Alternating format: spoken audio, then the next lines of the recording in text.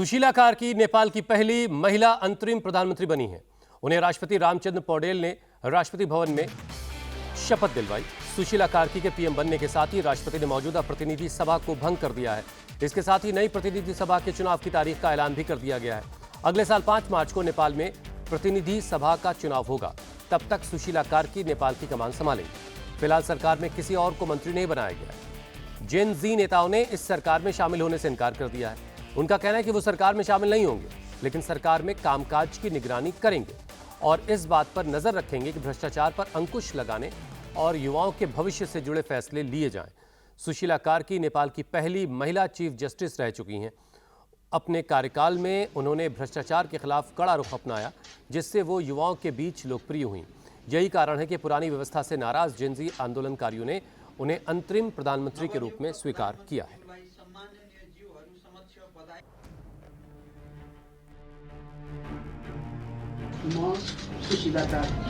इस शपथ के साथ ही नेपाल में 5 दिनों से चल रहे सियासी उठापटक पर विराम लग गया। नेपाल की पूर्व चीफ जस्टिस सुशीला कार्की को राष्ट्रपति रामचंद्र पौडेल ने शीतल निवास में अंतरिम प्रधानमंत्री के रूप में शपथ दिलाई। जेनजी नेताओं ने इस सरकार में शामिल होने से इनकार कर दिया। उनका कहना है कि वे सरकार में शामिल नहीं होंगे, लेकिन सरकार के कामकाज की निगरानी करेंगे। सुशीला कार्की के पदभार संभालते ही सबसे पहला और बड़ा ऐलान हो गया। नेपाल में अगले साल 5 मार्च को चुनाव कराने का ऐलान कर दिया गया। राष्ट्रपति रामचंद्र पौडेल की तरफ से जारी बयान में कहा गया कि सुशीला कार्की की अगुवाई वाली अंतरिम सरकार अगले साल 5 मार्च को आम चुनाव कराएगी। सुशीला कार्की भले ही नेपाल की अंतरिम प्रधानमंत्री बन गई हैं, लेकिन उनके सिर पर यह कांटों से भरा ताज है। सुशीला कार्की के सामने सबसे बड़ी चुनौती नेपाल में निष्पक्ष और स्वतंत्र चुनाव करवाना है। मजबूत चुनाव आयोग, भ्रष्टाचार को खत्म करना, देश में मीडिया को निष्पक्ष बनाना और जेनजी के बीच लोकतंत्र के भरोसे को कायम करना। सुशीला कार्की के सामने आने वाले दिनों में सियासी चुनौतियां भी होंगी। इसकी एक झलक उनके शपथ समारोह में भी दिख गई। संसद के दोनों सदनों के प्रमुख ने शपथ समारोह का बहिष्कार किया। प्रतिनिधि सभा के स्पीकर देवराज घिमिरे शपथ ग्रहण में शामिल नहीं हुए। वे ओली की पार्टी से आते हैं। वहीं राष्ट्रीय सभा के अध्यक्ष नारायण दहाल भी अनुपस्थित रहे। नारायण प्रचंड की पार्टी से हैं। लेकिन सुशीला कार्की को जेनजी नेताओं का पूरा समर्थन हासिल है, क्योंकि जेनजी ने सुशीला कार्की को शर्तों के साथ सत्ता सौंपी है। सुशीला कार्की ने पीएम पद की शपथ के साथ ही जेनजी की 5 मांगों को मान लिया है। जेनजी आंदोलनकारियों की पहली मांग 6 से 12 महीने के अंदर देश में आम चुनाव कराए जाएं, ताकि लोकतंत्र स्थापित हो और जनता अपनी इच्छा से नई सरकार चुन सके। दूसरी मांग, नेपाल की संसद को भंग किया जाए।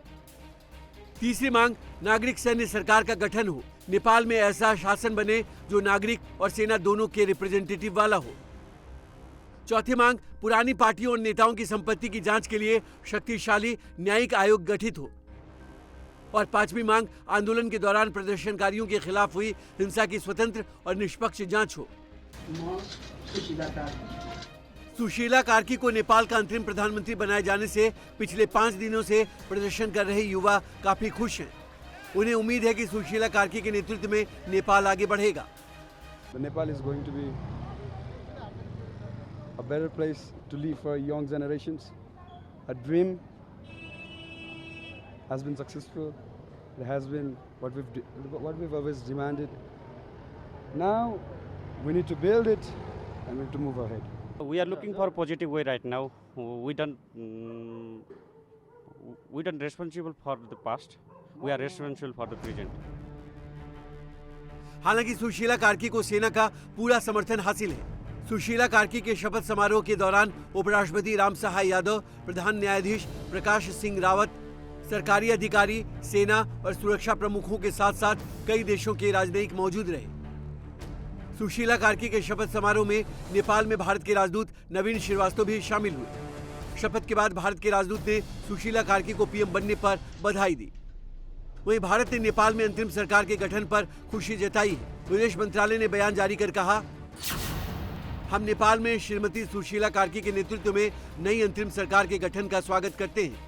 हमें उम्मीद है कि इससे नेपाल में शांति और स्थिरता को बढ़ावा मिलेगा। एक घनिष्ठ पड़ोसी, एक लोकतांत्रिक देश और एक दीर्घकालिक विकास साझेदार के रूप में भारत अपने दोनों देशों और लोगों की भलाई और समृद्धि के लिए नेपाल के साथ मिलकर काम करना जारी रखेगा। नेपाल में रहे भारत के पूर्व राजदूत जयंत प्रसाद की माने तो नेपाल में आने वाले दिनों में बांग्लादेश जैसे हालात नहीं होंगे। उनका कहना है कि सुशीला कार्की अगले चुनाव कराने में पूरी तरह सक्षम होंगी। Nepal was desperately in search of a stabilizing influence, and I think this is a good development because Sushila Karki is known to be an independent person, a fair-minded person, and she'll be able to conduct elections, not like Bangladesh where no elections have taken place for more than a year despite having a caretaker government. But I'm pretty sure that Sushila Karki will be able to manage the next elections. And it's not for the first time that this is happening. In 2013 as well, the Chief Justice at that time took the reins of government in his hands, following an all-party consensus around it, and got the elections conducted. Bharat की तरह नेपाल की 2,97,00,000 आबादी को भी सुशीला कार्की पर भरोसा है कि वो एक नए नेपाल का निर्माण करेंगी, जहां युवाओं का नेतृत्व होगा और देश से भ्रष्टाचार खत्म होगा।